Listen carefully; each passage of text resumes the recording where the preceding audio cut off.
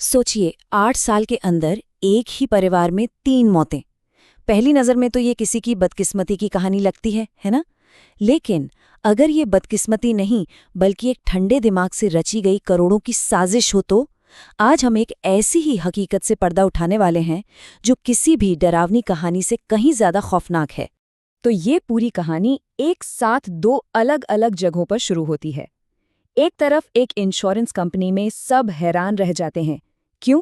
क्योंकि एक ऐसा आदमी जिसके महीने की कमाई सिर्फ 2,500 रुपए थी, उसके नाम पर 39 करोड़ का बीमा क्लेम किया गया था। और ठीक उसी वक्त दूसरी तरफ एक पुलिस स्टेशन में एक औरत घबराई हुई पहुंचती है। वो बताती है कि उसके पति ने उसके नाम पर 3 करोड़ का बीमा करवाया है और उसे डर है कि अगला नंबर उसी का है। ये दोनों बातें आपस में जुड़कर एक ऐसे राज को खोलने वाली थी जिसकी किसी ने कल्पना भी नहीं की होगी। तो चलिए देखते हैं कि आखिर ये पूरी साजिश खुलनी शुरू कैसे हुई। और इसकी शुरुआत होती है एक टिप ऑफ से। ये जो शब्द हैं, ये विशाल सिंघल की चौथी पत्नी के हैं। सोचिए उसका डर। वो कहती है, मुझे लगता है मैं उसकी 14वीं पत्नी हूँ। बाकियों का क्या हुआ मुझे नहीं पता, पर अब मेरे नाम पर भी बीमा हो गया है और मुझे पता है इसका मतलब क्या है। जैसे ही उसे इस बीमा पॉलिसी का पता चला, वो समझ गई कि उसकी जान खतरे में है और वो घर से भाग निकली।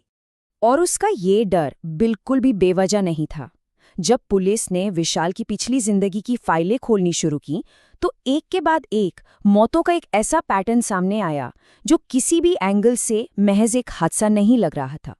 देखिए, अगर सिर्फ ऑफिशियल रिकॉर्ड्स को देखें तो सब कुछ बहुत सीधा साधा लगता है। साल 2017, मां की मौत, कारण एक सड़क दुर्घटना। फिर 2022, पहली पत्नी की मौत, वजह एक अचानक आई बीमारी। और फिर 2025, पिता की मौत, और कारण फिर से एक सड़क दुर्घटना। 8 साल में 3 मौतें। बाहर से देखने पर तो यही लगता था कि इस परिवार पर कोई बहुत बड़ी मुसीबत आ पड़ी है। लेकिन जैसा मैंने कहा, ये बदकिस्मती नहीं थी। ये तो एक बिजनेस प्लान था। एक ऐसा खौफनाक प्लान जिसमें हर मौत के पीछे करोड़ों का मकसद छुपा था। और जैसे ही पुलिस ने पैसे के इस खेल को समझना शुरू किया, असली कहानी परत दर परत खुलने लगी। ये देखिए, 25 लाख रुपए।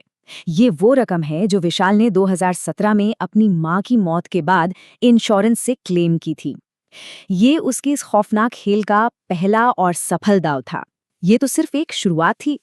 फिर आया साल 2022। अब दांव और भी बड़ा हो चुका था। पहली पत्नी की एक रहस्यमयी बीमारी से मौत के बाद इस बार हाथ आए 80 लाख रुपए। और अब सबसे बड़ा जैकपॉट, 39 करोड़ रुपए। जरा इस रकम के बारे में सोचिए। ये पैसा विशाल को अपने पिता की मौत के बाद मिलना था। और ये किसी एक पॉलिसी से नहीं, बल्कि 1, 2 या 10 नहीं, पूरी 64 अलग अलग इंश्योरेंस पॉलिसियों से आना था। तो अब पुलिस के हाथ में दो बड़े सुराग थे। एक तरफ इंश्योरेंस कंपनी का शक और दूसरी तरफ विशाल की चौथी पत्नी की डरावनी गवाही। इन दोनों को मिलाकर जब विशाल को गिरफ्तार किया गया तो वो टूट गया। उसने अपना हर गुनाह कबूल कर लिया और हर हादसे के पीछे छिपी खौफनाक सच्चाई को उगल दिया। तो सबसे पहले बात मां की मौत की।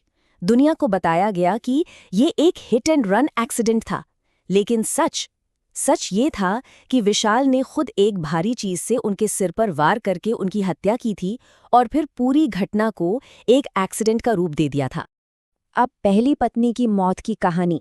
झूठ ये था कि उनकी मौत दस्त की एक गंभीर बीमारी से हुई, पर असलियत में विशाल ने कबूल किया कि वो उन्हें धीरे धीरे जहर दे रहा था ताकि मौत पूरी तरह से नेचुरल लगे और किसी को जरा भी शक न हो। और आखिर में पिता की मौत। कहानी बनाई गई कि उनकी मौत कार क्रैश में लगी चोटों से हुई, लेकिन सच तो पोस्टमार्टम रिपोर्ट से सामने आया। रिपोर्ट में साफ था कि उनकी मौत क्रैश से घंटों पहले ही हो चुकी थी, गला घोटने की वजह से। क्रैश तो सिर्फ एक दिखावा था। तो ठीक है, विशाल ने 3 हत्याएं तो कबूल कर लीं। केस बंद हो जाना चाहिए था, है ना? लेकिन नहीं, कहानी यहीं खत्म नहीं होती। असल में उसकी चौथी पत्नी की गवाही ने कुछ ऐसे सवाल खड़े कर दिए हैं जो इन 3 हत्याओं से भी कहीं ज्यादा डरावने हैं। और अब जांच इन सवालों के इर्द गिर्द घूम रही है। विशाल की दूसरी और तीसरी पत्नी, उनका क्या हुआ?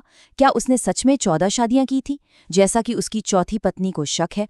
अगर हाँ, तो फिर बाकी की 10 औरतें कहाँ हैं? वो जिंदा भी हैं या नहीं? और शायद सबसे बड़ा सवाल, सालों तक ये सब कैसे चलता रहा और पुलिस से लेकर मेडिकल प्रोफेशनल तक किसी ने इन संकेतों पर ध्यान क्यों नहीं दिया? क्या उन हत्याओं के लिए सजा दिलवाई जा सकती है जिनके सबूतों को इतने सालों तक नजरअंदाज किया गया? और यही सब हमें इस आखिरी और सबसे डरावने सवाल पर लाके छोड़ देता है। क्या ये कहानी सिर्फ 3 हत्याओं की है या फिर 15 की? क्या विशाल सिंघल हाल के समय के सबसे खतरनाक सीरियल किलर्स में से एक है? इस सवाल का जवाब मिलना अभी बाकी है।